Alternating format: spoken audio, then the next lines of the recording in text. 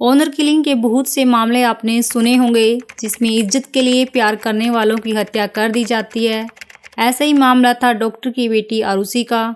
Doctor की बेटी और नौकर के मर्डर की ऐसी कहानी जिसमें कातिल ने सीबीआई के बड़े बड़े अफसरों को घनचक्कर बना दिया।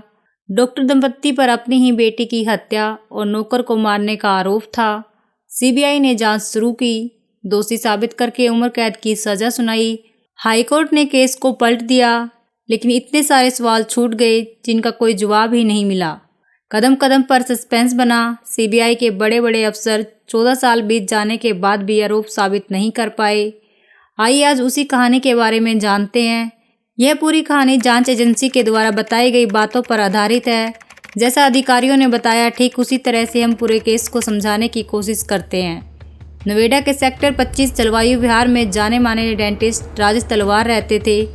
15 मई 2008 की रात करीब 11 बजे उनके लैपटॉप में वाईफाई की दिक्कत हुई तो वह अपनी 14 साल की बेटी आरुषि के कमरे में चले गए। वहां रखे कंप्यूटर को खोला और कुछ मेल करने लगे। आरुषि उस समय चेतन भगत की 3 मिस्टेक्स ऑफ माई लाइफ पढ़ रही थी। आरुषि की मां नुपुर भी कुछ देर बाद वहां आ गई। अब माँ बेटी बातें कर रहे थे और पिता ईमेल।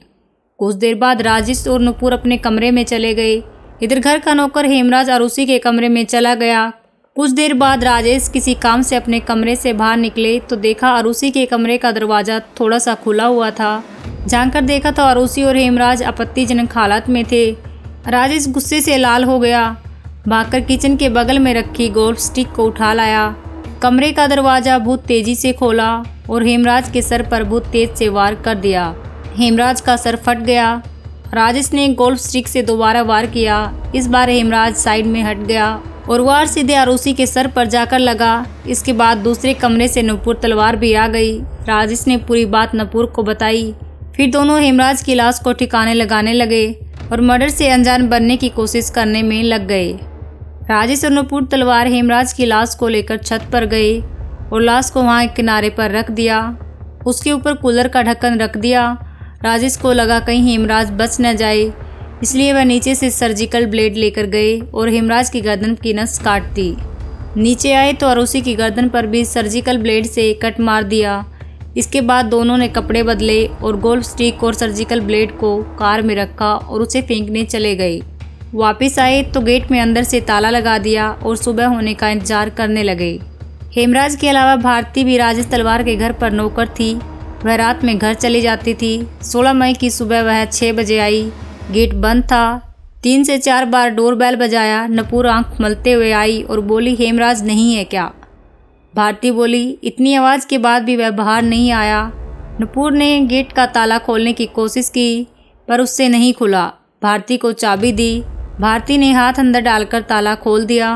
भारती और नुपुर अंदर गए तो राजेश तलवार रोते हुए खड़े थे।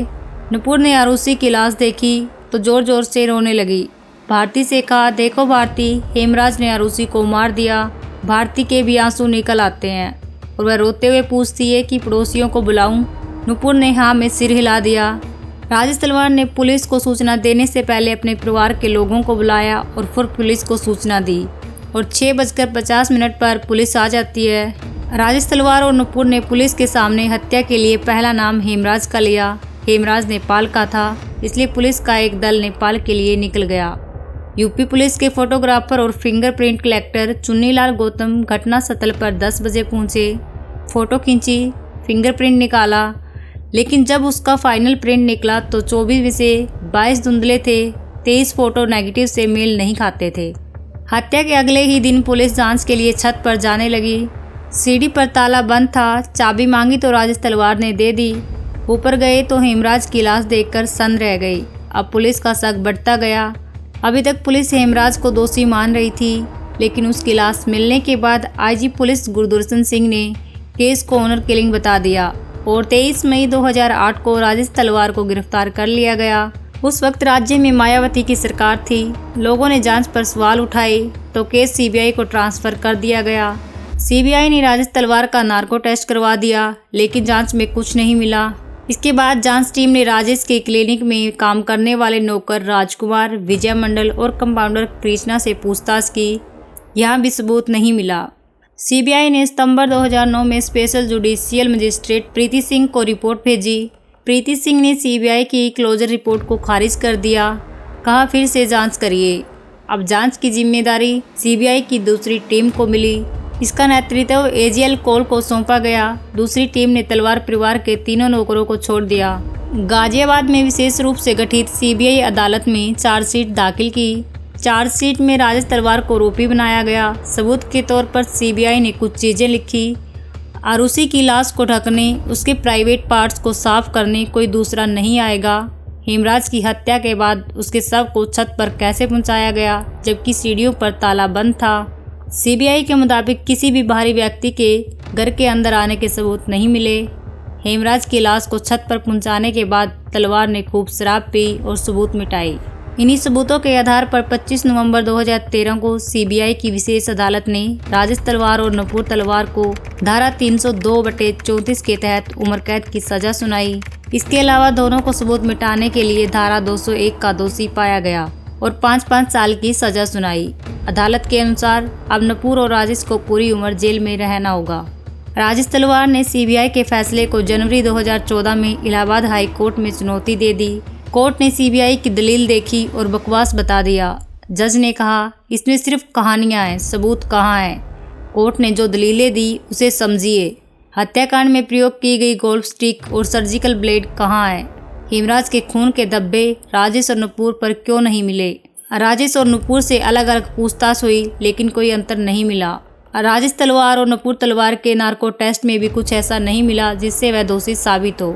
इलाहाबाद हाई कोर्ट की जस्टिस बीके नारायण और जस्टिस एके मिश्रा की खंडपीठ ने 16 अक्टूबर 2017 को सीबीआई के फैसले को पलट दिया और इस तरह राजेश तलवार और नुपुर तलवार को बरी कर दिया गया। लेकिन इन्हें निर्दोष नहीं बताया गया बल्कि इन्हें बेनिफिट ऑफ डाउट का फ़ायदा मिला, यानी 100 दोषी छूट जाए पर एक निर्दोष को सज़ा नहीं होनी चाहिए। फैसला सुना तो गाजियाबाद की ढासना जेल में बंद राजेश और नुपुर रो पड़े। नुपुर बोली अब हमें इंसाफ मिला। इलाहाबाद हाई कोर्ट ने कहा सीबीआई ने सिर्फ कहानियां बताई, उसके पास इसे साबित करने के लिए सबूत नहीं है, इसलिए राजेश तलवार को जेल में नहीं रखा जा सकता। इलाहाबाद हाई कोर्ट का फैसला सीबीआई को अपनी हार लगा। सीबीआई ने फैसले को सुप्रीम कोर्ट में चुनौती दे दी, अपील का माध्यम बनाया। हेमराज की पत्नी को 10 अगस्त 2018 को सुप्रीम कोर्ट ने याचिका स्वीकार कर ली। अब तक लगातार सुनवाई हो रही है, फैसले का इंतजार है।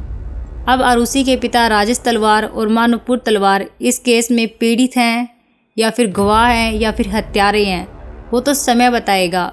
कुल मिलाकर वर्षों पहले जिन सवालों के साथ ये केस शुरू हुआ था आज भी उन्हीं सवालों पर अटका हुआ है कि आरुषि और हेमराज की हत्या किसने की और क्यों की थी। क्योंकि मामला अभी विचाराधीन है तो हम इस पर कोई टिप्पणी नहीं देंगे। इस केस का सच जो भी है सामने आना चाहिए। आरुषि और हेमराज को इंसाफ मिलना ही चाहिए। अगर आपको हमारी ये मर्डर की कहानियाँ पसंद आ रही है तो वीडियो को लाइक और शेयर करें और हमारे चैनल को सब्सक्राइब जरूर करें। तब तक जय हिंद, जय भारत।